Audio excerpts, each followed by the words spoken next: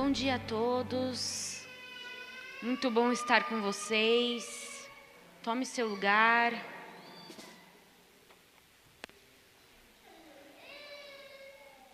Amém. Vamos orar. Pai, te agradecemos, Senhor, pelo privilégio, Pai, de podermos estar na Tua presença, estudando, Pai, a Tua palavra e recebendo revelação de Ti, Senhor. Eu oro agora para que o Senhor acampe os Teus anjos nesse lugar e que o Senhor venha dar a cada um de nós, Pai, discernimento, Senhor, daquilo que o Senhor tem para nós nessa manhã. Inspira-nos, Pai, e ajuda-nos a receber de Ti, Pai, uma porção nova e fresca. Em nome de Jesus. Amém. Amém. Glória a Deus. Queridos, quem estava aqui na última quarta-feira? Levante a mão. Amém. Temos aqui um pessoal que estava. Como vocês podem ver, gente, aqui no púlpito, nós temos essa lousa e o ideal era que todo mundo conseguisse ver, mas não tem problema se você não está conseguindo enxergar. Todas as informações que vocês precisam saber, eu vou lendo, porque a gente vai ter hoje uma parte 2,5, porque isso aqui é uma aula e hoje nós vamos ter um formato mais pregação, amém?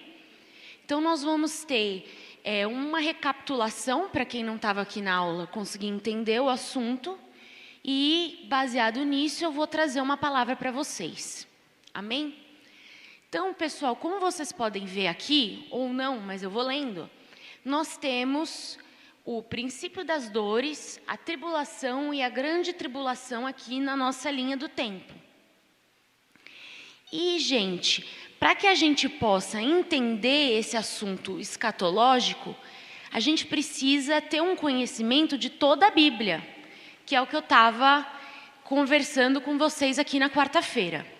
Então, eu queria pedir para vocês abrirem primeiro a Bíblia em Mateus, no capítulo 24, e você pode também acompanhar no telão, porque tem uma possibilidade muito grande da gente ler muitos textos.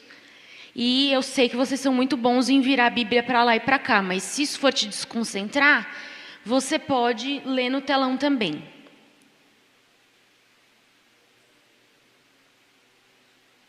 Então vamos lá. Eu sou esperta, então eu já vou deixar aqui a minha marcadinha. O sinal do fim dos tempos. Jesus saiu do templo e, enquanto caminhava, seus discípulos aproximaram-se dele para lhe mostrar as construções do templo. Vocês estão vendo tudo isso? Perguntou ele. Eu lhes garanto que não ficará aqui pedra sobre pedra, serão todas derrubadas. Tendo Jesus se assentado no Monte das Oliveiras, os discípulos dirigiam-se a ele em particular e disseram: Dize-nos quando acontecerão essas coisas, e qual será o sinal da sua vinda e do fim dos tempos? E Jesus respondeu: Cuidado, que ninguém os engane, pois muitos virão em meu nome dizendo: Eu sou Cristo, e enganarão a muitos.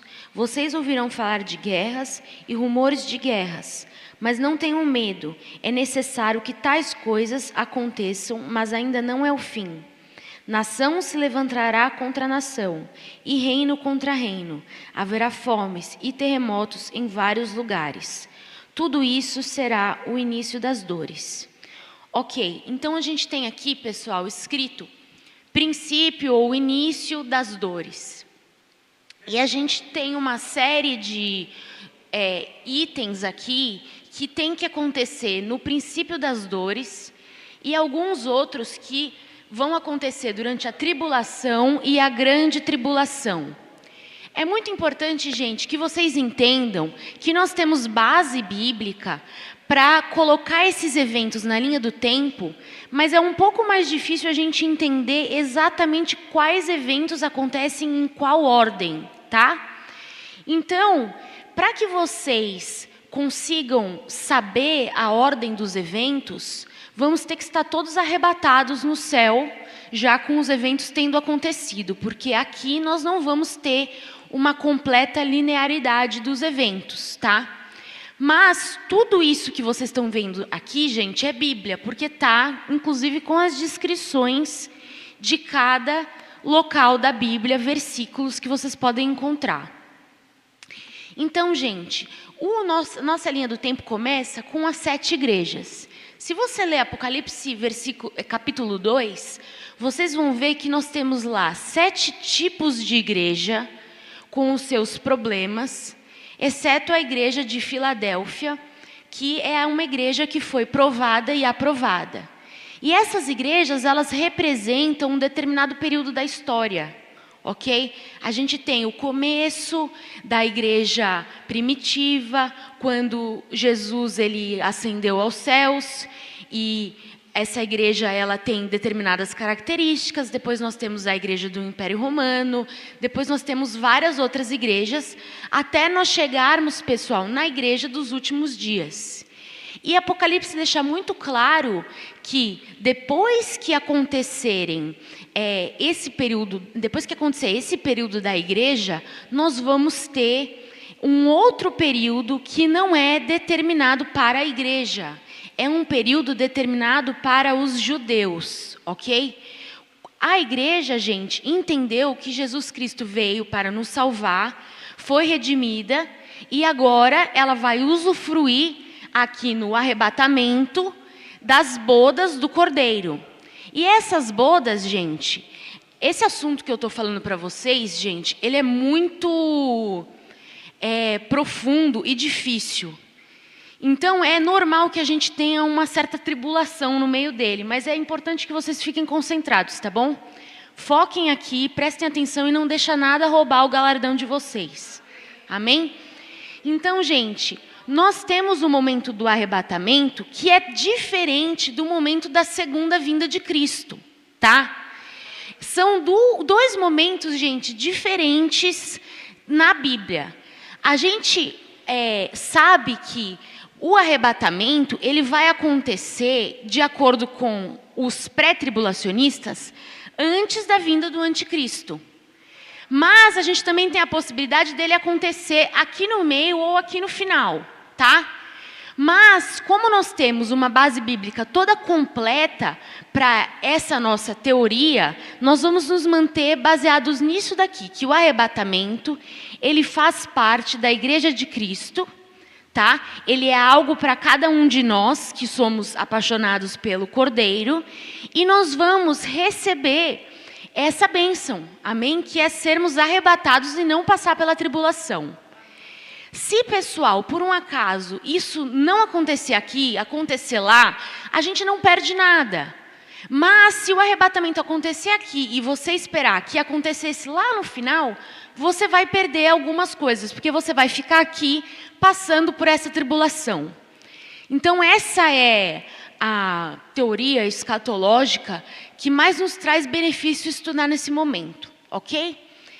Pessoal, quando a gente fala de princípio das dores, nós temos um grande grupo fazendo um retorno a Israel, tá? Isso está escrito em Ezequiel, capítulo 36, versículo 24. Para que isso aconteça, gente, nós precisamos que Israel volte a ser nação. E, como eu disse para vocês, esse momento de tribulação, grande tribulação, inclusive as situações que acontecem nesse período, eles são para que o povo judeu entenda que o Messias já veio. Qual que é a diferença entre nós e o povo de Israel? Nós entendemos que Jesus, que é o Messias, veio. E ele não veio só para os judeus. Ele veio também para nós e constituiu a sua igreja. E nós que, como diria o meu pai, estamos no primeiro bonde, que é esse daqui do arrebatamento, conseguimos entender que Jesus é o Messias e somos livrados da tribulação que vem para mostrar para os judeus, que ainda não entenderam isso, que Jesus é o Messias.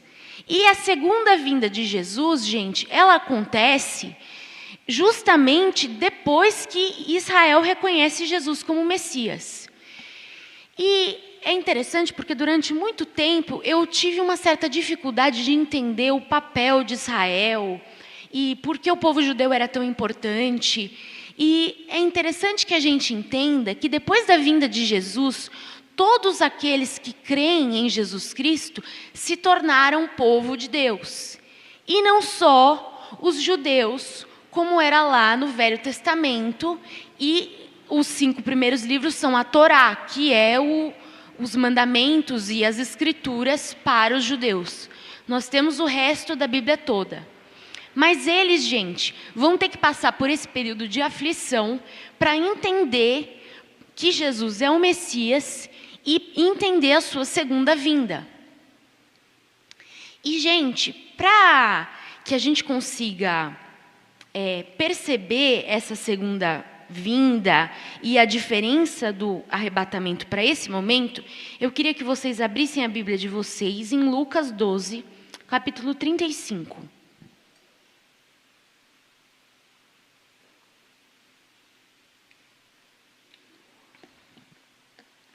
Estejam prontos para servir e conservem acesas as suas candeias. Lembram da parábola das 10 virgens que foi pregada aqui?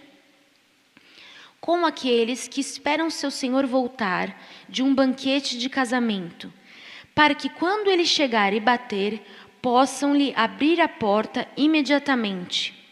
Felizes os servos cujo senhor os encontrar vigiando quando voltar. Vamos lá. Quando Jesus voltar, gente, quando Jesus voltar, é o arrebatamento? Levanta a mão quem acha que isso é o arrebatamento. Ou quando Jesus voltar, é a segunda vinda. Isso, é a segunda vinda. Meu pai já fez essa pegadinha mais ou menos umas 599 vezes, então eu decidi não repeti-la. Por quê, gente?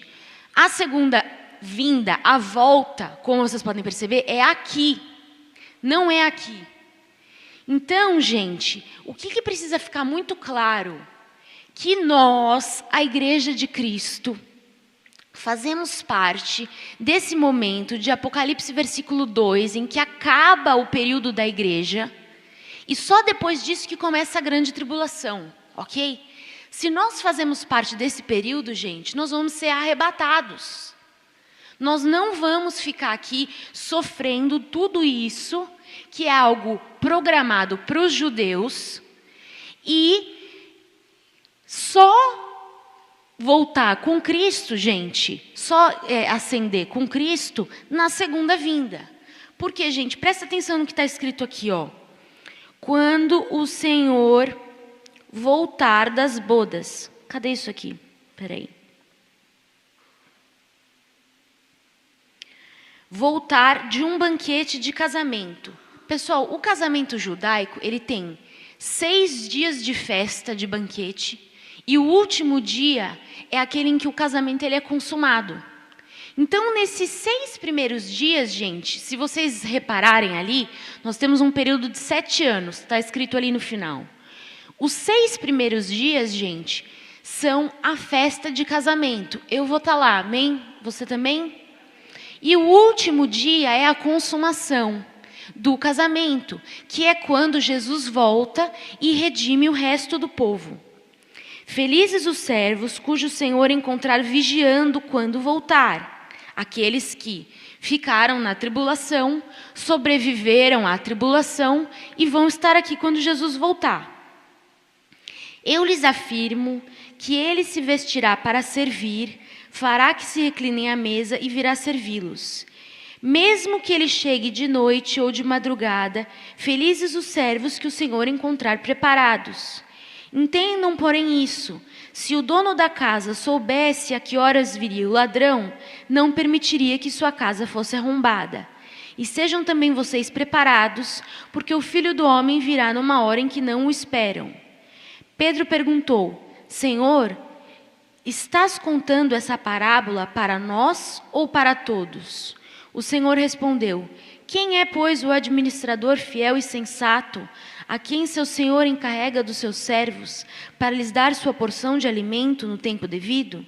Feliz o servo a quem o seu senhor encontrar fazendo assim quando voltar. Garanto-lhes que ele o encarregará de todos os seus bens.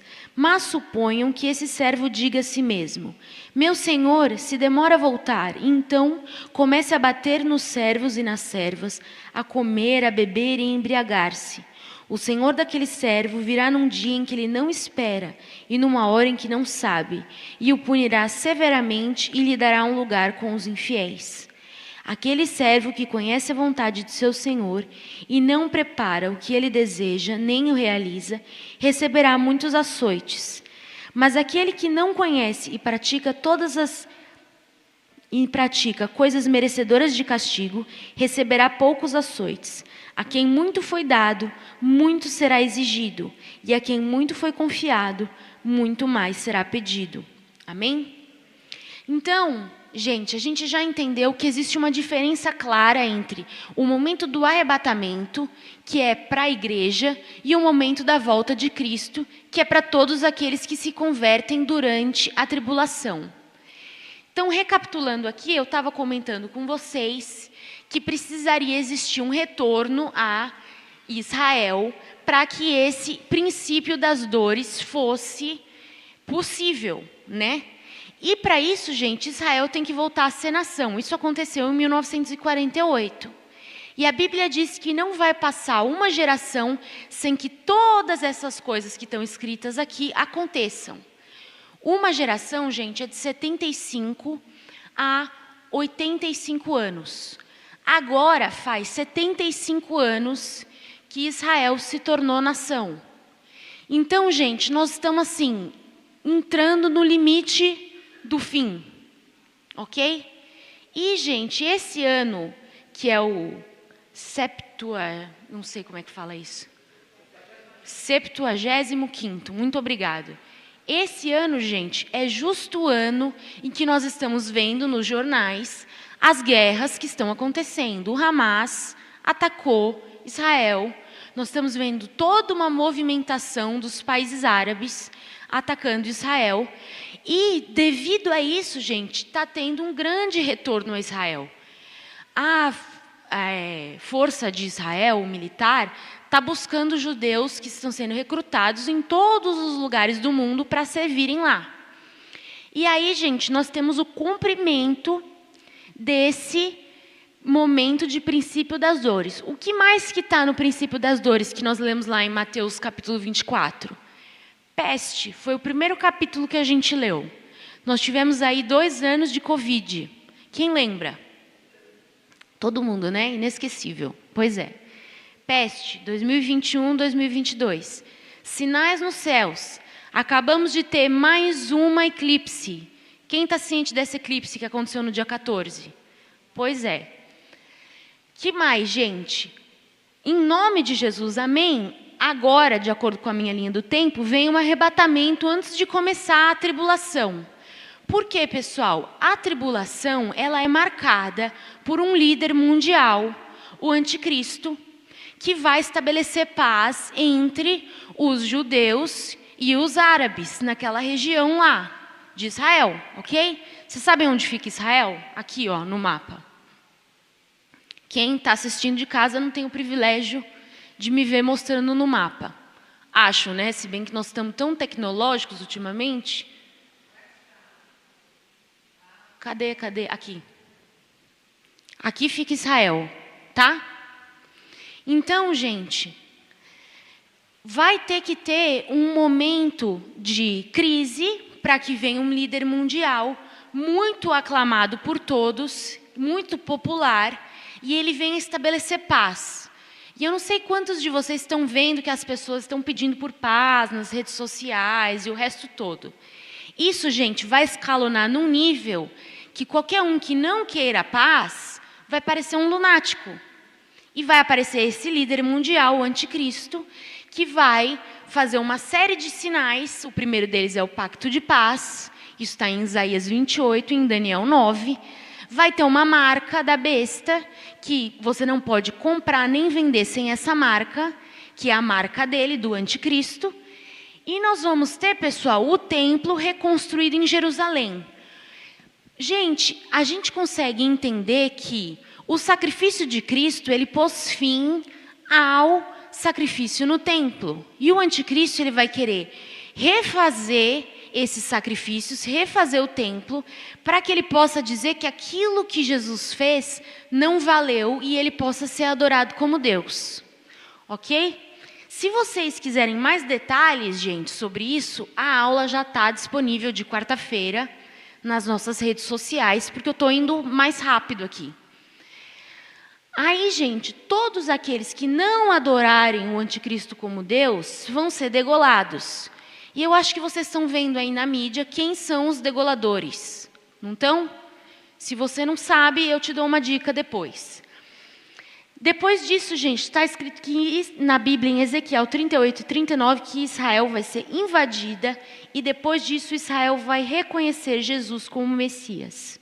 E aí nós temos a segunda vinda de Cristo, tá? Bem resumidinho aqui para vocês entenderem nossa linha do tempo. E o que eu gostaria de falar com vocês hoje? Nós somos a igreja, certo? Nós todos queremos ser arrebatados, certo? Alguém quer ficar aqui sem poder comprar nem vender, porque nós não vamos poder receber a marca da besta. Então, se por um acaso a gente estiver aqui e só puder comprar e vender com uma marca na mão direita ou na testa, nós não vamos pôr a marca. A gente vai ter que plantar, virar todo mundo vegetariano e comer mato. Amém? Por isso, talvez, que meu pai tenha ido para a glória já, porque ele não ia aguentar comer mato. Mas, em nome de Jesus, nós não vamos estar aqui comendo mato também.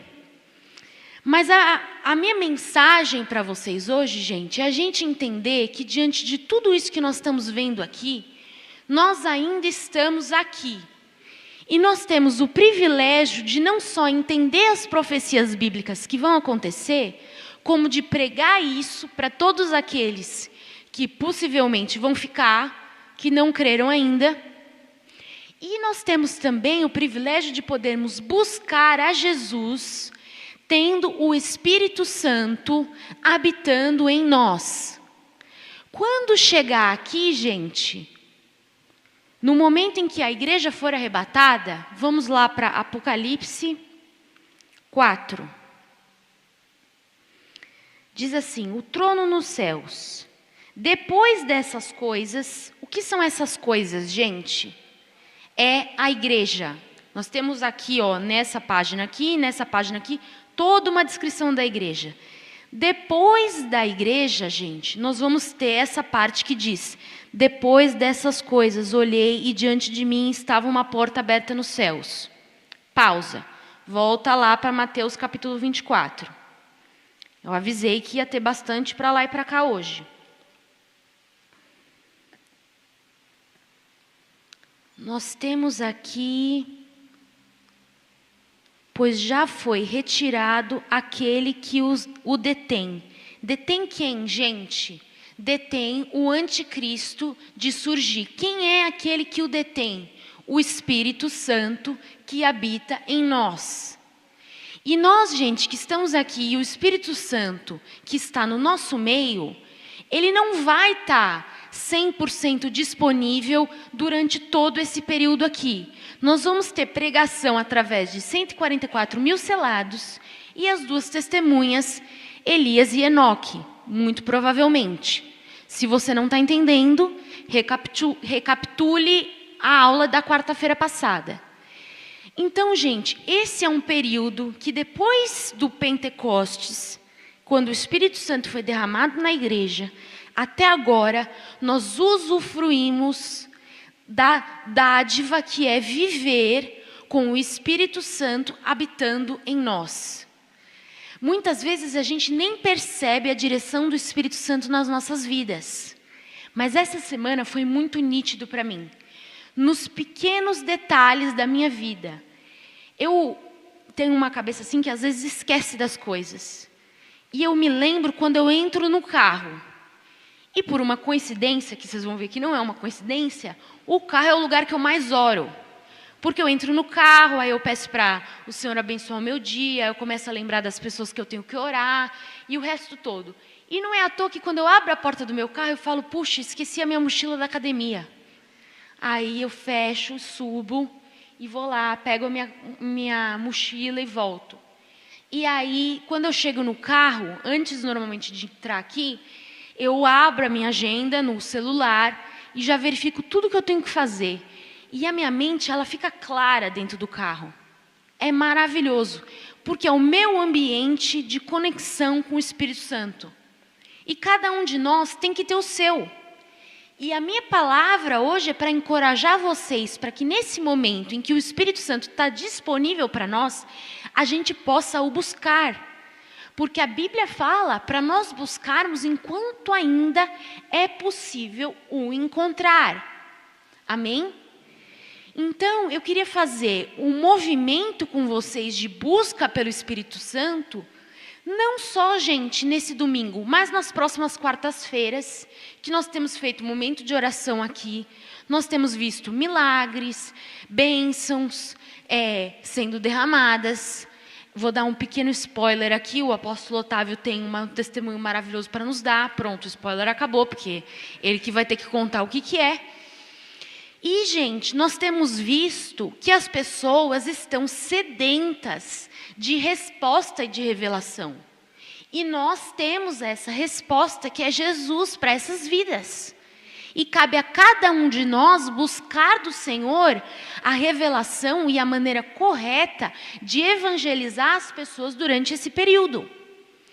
Então, gente, eu gostaria de orar com vocês para que o Espírito Santo ele viesse no nosso meio agora e nos desse estratégia para que a gente possa lidar com esse tempo de uma maneira muito sagaz.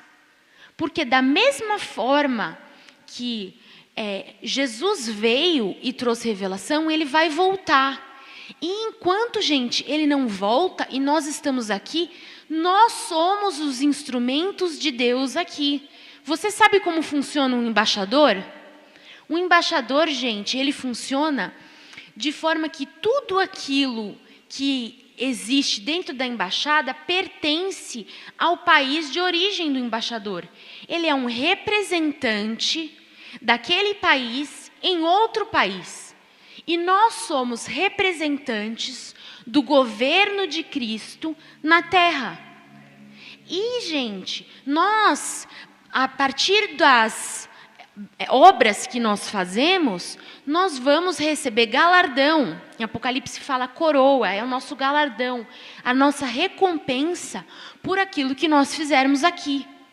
Então, nós como igreja temos que estar preparados para fazer a obra que Deus requer de nós para este tempo. E isso, gente, significa pregar, significa ver o jornal, ver os sinais e ficar empolgado com a volta de Cristo.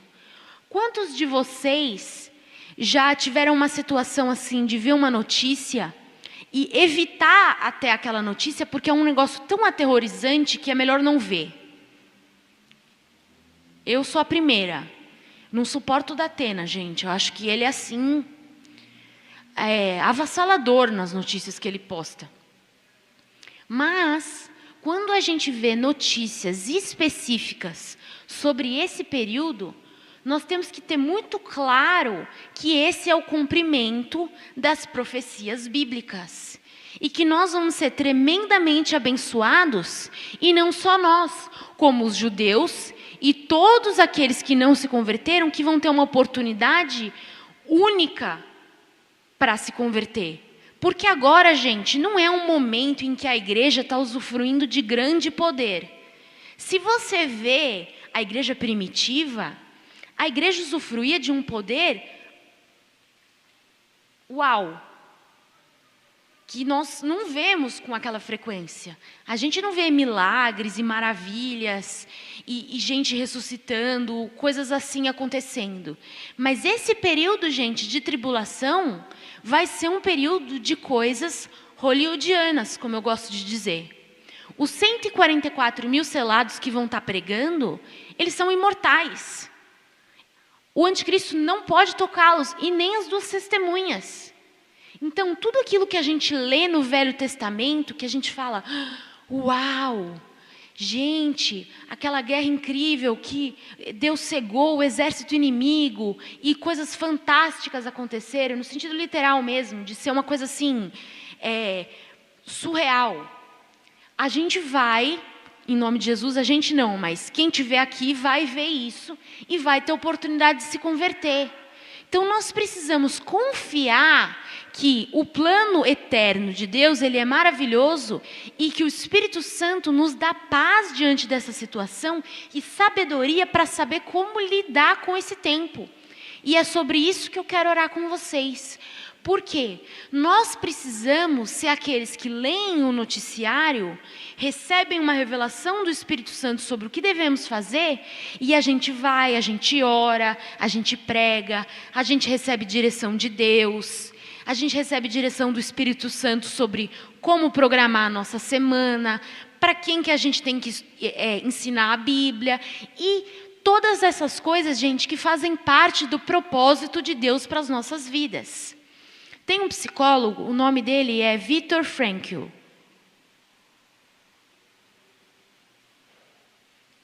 Não sei se vocês já ouviram falar dele. Ele é um psiquiatra, na época dele não tinha psicólogos, puxando a sardinha para o meu lado, porque eu sou psicóloga. Então, quem lidava com essas questões emocionais eram só os médicos, os psiquiatras. E ele, gente, ele era judeu e ele estava escrevendo um livro que foi confiscado pelos nazistas. E ele foi mandado para um campo de concentração. E ele ficou lá nesse campo de concentração, em Auschwitz, durante alguns anos. E ele reescreveu o livro dele em uns pequenos pedacinhos de papel que ele encontrava. E isso ajudou ele a sobreviver às situações mais extremas dentro do campo de concentração. E ele conseguiu, inclusive, testar a teoria dele, de que quando você tem um propósito, quando você tem uma meta final, um objetivo, você é capaz de sobreviver às situações mais extremas. E ele via que as pessoas, os judeus ali no campo de concentração, que tinham familiares que conseguiram fugir para outros países, ou que tinham alguma coisa que os fizesse ter vontade de ficar vivos após o campo de concentração, sobreviviam. E aqueles cuja família toda tinha sido morta, não sobreviviam. Por quê? Quando você tinha algo para esperar, uma esperança fora daquele lugar, você sobrevivia. E a mesma pessoa, comendo a mesma coisa, nas mesmas condições, que não tinha essa esperança, morria. Então, gente, não importa o quão difícil as coisas ficarem para nós, dentro desse período. Porque esse não é um período em que a igreja está vivendo bem bom, tá? Não é. Eu vou ler aqui para vocês o que Jesus fala sobre a igreja de Filadélfia. E, gente, se a gente tiver os nossos olhos focados no alvo, nós vamos sobreviver e muito bem. Porque apesar de eu crer com todo o meu coração que nós não vamos ficar aqui na tribulação, nós temos que estar preparados para isso. E nós temos também que entender que o princípio das dores envolve dores, ok? Não é um bem bom. E eu queria que vocês abrissem lá em Apocalipse 2, no versículo 7, que diz assim: carta à igreja de Filadélfia. Essa é a penúltima igreja. E nós vamos ler a penúltima, eu vou explicar um pouquinho, e vamos ler a última. Estas são as palavras daquele que é santo e verdadeiro, que tem a chave de Davi. O que ele abre, ninguém pode fechar, e o que ele fecha, ninguém pode abrir.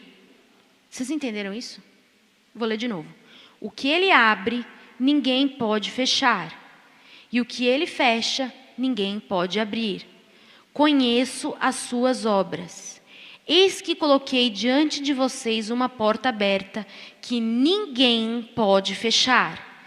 Sei que você tem pouca força, mas guardou a minha palavra e não negou o meu nome. Veja o que farei com aqueles que são da sinagoga de Satanás e que se dizem judeus e não o são, mas são mentirosos.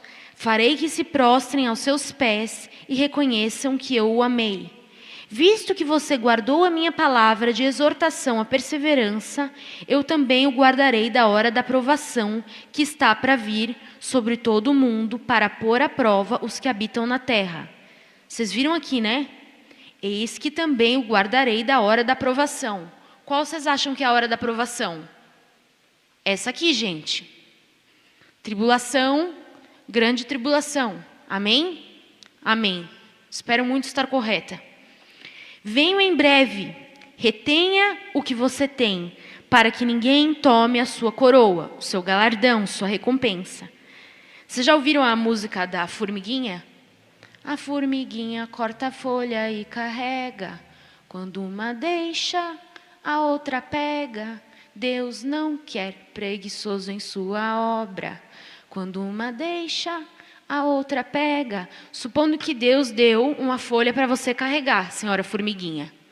E aí você vai lá e deixa. O que vai acontecer? A outra pega. Então, não perca a sua coroa. Você vê que a escola bíblica dominical tem um poder durante toda a vida do cristão, né? Ensina a criança o caminho que deve andar e ela não se desviará dele. Parabéns, mãe. Venho em breve, retenha o que você tem, para que ninguém tome a sua coroa. Farei do vencedor uma coluna no santuário do meu Deus, e dali ele jamais sairá. Escreverei nele o nome do meu Deus e o nome da cidade do meu Deus, a Nova Jerusalém, que desce dos céus da parte de Deus. E também escreverei nele o meu novo nome. Aquele que tem ouvidos, ouça o que o Espírito diz às igrejas. Pode continuar aí que a gente vai ler mais. Pessoal, essa igreja aqui somos nós. Nós não somos a igreja mais midiática que existe. Nós somos uma igreja que perseverou. E vamos continuar perseverando até Jesus voltar. E a porta que ele abriu, ninguém pode fechar. Então não se aflija, porque essa porta vai continuar aberta até o dia em que o Senhor decidir que a porta fechará. Amém. Aí, gente, vamos ver aqui o lado ruim da coisa. Carta à igreja de Laodiceia. Ao anjo da igreja em Laodiceia escreva: essas são as palavras do Amém, a testemunha fiel e verdadeira, o soberano da criação de Deus, Jesus. Conheço as suas obras, sei que você não é frio nem quente. Melhor seria que você fosse frio ou quente. Assim, porque você é morno, não é frio nem quente, estou pronto a ponto de vomitá-lo da minha boca. Você diz: estou rico, adquiri riquezas e não preciso de nada. Não reconhece, porém, que é miserável, digno de compaixão, pobre, cego e que está nu. Dou-lhe este conselho: compre de mim ouro refinado no fogo, e você se tornará rico. Compre roupas brancas e vista-as para cobrir a sua vergonhosa nudez. E compre colírio para ungir os seus olhos e poder enxergar. Repreendo e disciplino aqueles que eu amo. Por isso, seja diligente e arrependa-se. Eis que estou à porta e bato. Se alguém ouvir a minha voz e abrir a porta, entrarei e cearei com ele, e ele comigo. Ao vencedor darei o direito de sentar comigo em meu trono, assim como eu também venci, e sentei-me com o Pai em seu trono. Aquele que tem ouvidos, ouça o que o Espírito diz às igrejas. Amém? Eu acho muito maravilhosa essa parte que o Pai repreende aos filhos a quem Ele ama. Quando isso está falando de cada um de nós, gente, isso está falando das provações. Lembram do que a Grace falou na quarta-feira e o apóstolo Otávio falou no domingo? É para nós sermos provados e aprovados. E também, gente, exortados, porque o Senhor repreende ao filho a quem ama. Se você vê uma criança jogada no chão no shopping center, a primeira coisa que você pensa é: aonde está a mãe dessa criatura? Por quê? Quando ela é muito pequenininha, ela precisa de uma mãe que ensine ela. E se a mãe não ensina, você fica o quê? Com dó da criança. Você fala: vai crescer um monstrinho. Pelo menos era assim que a minha mãe falava. que tem que apanhar senão vira monstrinho. É sério, e a gente ainda dava a mão à palmatória para não virar monstrinho. E aí você vê que essa situação de você ficar a Deus dará, a mercê, a Deus dará não é um bom termo, mas a mercê do que pode te acontecer assim sem pai nem mãe é horroroso. As pessoas elas têm vergonha do seu comportamento. E a gente vê que na Bíblia, Deus nunca fez isso com o seu povo. Quando Israel errava, ele era conquistado por um outro povo e levado em cativeiro. E esse era o sinal de que eles tinham feito alguma coisa de errado e que tinham que se arrepender. E vai acontecer a mesma coisa aqui. Depois de Israel ter sido refeita como Estado, vai ter um momento em que Israel vai ser invadida, Ezequiel 38 e 39. E o povo vai se tocar, se nós estamos sendo invadidos, é porque a gente pisou na bola. Porque Deus ele tem um modus operandi. E o modus operandi de Deus é que, quando o povo era conquistado, ele precisava se arrepender e se tocar do que eles tinham feito de errado. E na tribulação, gente, vai acontecer a mesma coisa. Entendem? E aqui nós temos essa igreja que não é nem frio nem quente, porque quente é aquele que está coladinho com Jesus e frio é aquele que não entendeu nada, mas está com um pé lá e um pé cá. E a palavra diz que é melhor você não saber nada ou você está próximo de Deus. Porque se você não sabe nada, pelo menos você tem a chance de ficar quente e descobrir. Você está na ignorância. Agora, se você sabe e não está vivendo uma vida próxima de Cristo, misericórdia, você está a ponto de ser vomitado. E é disso aqui que nós temos que nos livrar. Dessa mentalidade de que, eu vou vir aqui de domingo e está tudo bem, eu vou fazer só o que me dá na telha fazer, e Jesus está voltando e eu estou salvo. Misericórdia. Nós precisamos estar sedentos, com fome e sede de Deus, para que a gente possa cumprir todos os propósitos de Deus na nossa vida. Porque aí a gente vai ter aquela reta final que eu falei para vocês, que é o nosso propósito, quando nós formos encontrar com Cristo. Você está preparado para ver Jesus hoje? Eu estou. Se por acaso Jesus voltar agora, você está preparado? A volta de Cristo é iminente. Então, gente, eu queria agora que cada um de nós tirasse um momento para fazer uma linha do tempo da sua própria vida. Avalie aí como é que está a sua vida e o propósito que Deus colocou na sua vida e veja se você está cumprindo. Amém? Então vamos orar.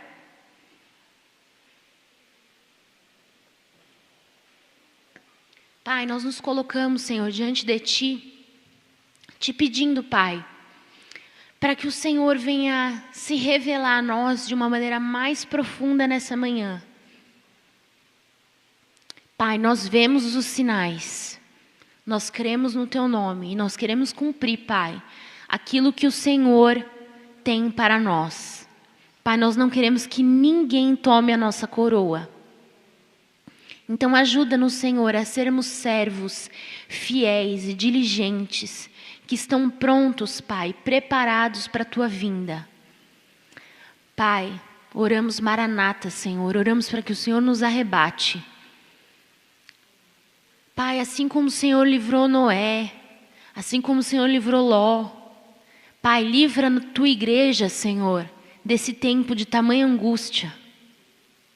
Ajuda-nos, Senhor, a receber de Ti, do Teu Espírito Santo nessa manhã, uma porção de ousadia para que possamos pregar, Pai, a Tua palavra, em tempo e fora de tempo, Pai, a todo momento. Ajuda-nos a orar sem cessar e a termos revelação, Pai, da Tua palavra. Pai, nós nos apegamos a Ti, Senhor, com amor, crendo que o Senhor é bom, todo-poderoso, justo e fiel. E o Senhor, Pai, não dá pedra ao filho que pede pão. E nós estamos pedindo, Pai, revelação de Ti, Senhor, revelação de Jesus Cristo. Ajuda-nos, Senhor, a mantermos os nossos olhos focados no alvo, independente do que acontece. Dá-nos força e fome e sede de Ti, Senhor. Ajuda-nos, Pai. Ajuda-nos, Senhor. Pai, nós nos arrependemos dos nossos pecados, Pai. E nós pedimos, Senhor Jesus, coloca o Teu sangue sobre nós, para que nós sejamos cobertos, Pai, redimidos por Ti. Em nome de Jesus, Pai, nós oramos para que o Senhor continue a falar aos nossos corações, para que o Senhor continue a dar graça para cada um de nós, independente das circunstâncias. Oramos, Pai, para que o Senhor se revele ao povo judeu, Pai. Oramos, Senhor, para que o Senhor se revele, Pai, a também os outros povos, como nós. Que a Tua misericórdia venha sobre a vida de cada palestino agora, Pai, que está sofrendo nessa guerra. Nós oramos, Pai, para que eles recebam revelação de Ti, Senhor, e sejam salvos. Tua palavra diz, Pai, que o Senhor está disponível para todos aqueles que crerem que o Senhor é Deus. Então nós oramos, Pai. Nós oramos para que o Senhor se revele a cada um deles. Nós intercedemos, Senhor. Nós pedimos, Pai, por estratégia do alto para cumprir aquilo que o Senhor tem para as nossas vidas. Em nome de Jesus, nós oramos e agradecemos. Amém. Amém. Amém. Glória a Deus. Que o Senhor nos abençoe, continue a nos dar graça. Em nome de Jesus. Amém. Essa é uma palavra que tem que despertar em nós reverência e santo temor. Porque nós não sabemos se o Senhor virá esta noite, talvez 5, pode ser 10 anos, né? A gente falou 75. O pastor Esther falou que entre 75 e 85 anos se cumpre uma geração. Agora estamos no marco dos 75, em torno disso. E é interessante porque daqui a pouco você vai sair por aquela porta. E talvez aquilo que você ouviu e viu pareça às vezes um sonho. Porque o mundo é tão sedutor. Tem tantas coisas aí fora e tudo lá fora parece tão real. Não é verdade? Mas o Senhor diz que os céus e a terra vão passar, mas que tudo o que está na palavra dele vai se cumprir. E é certo que como ele veio uma vez, ele voltará. E nós temos que estar preparados todos os dias para a sua vinda. Mas nós somos a geração que está vendo e ainda haverá sinais extraordinários.